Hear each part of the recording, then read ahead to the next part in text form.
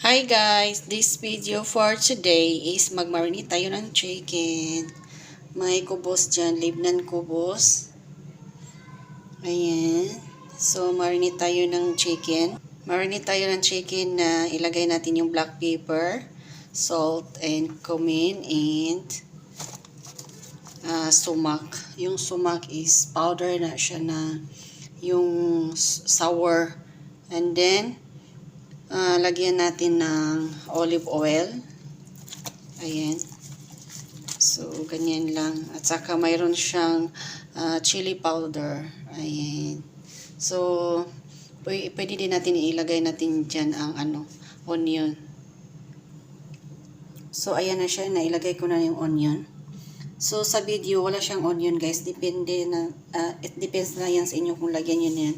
And then, pwede din siyang lagyan nyo ng potato. Ayan, na cubes potato. Ihalo dyan. So, yung amo ko ayaw niya. And then, lagyan nyo na siyang paper wax para hindi masunog yung bread nyo sa ilalim.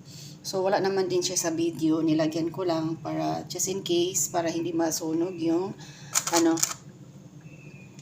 bread sa ilalim.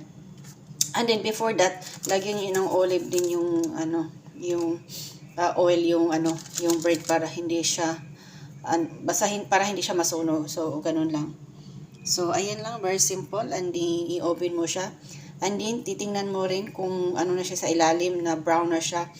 I-anuhin mo na lang din sa taas. Lagyan mo, up and down yung apoy niya. And then, cover mo lang na siya ng foil. So, that's it for this video for today. Ayan. So, ayan. Let's see mamaya anong result niyan.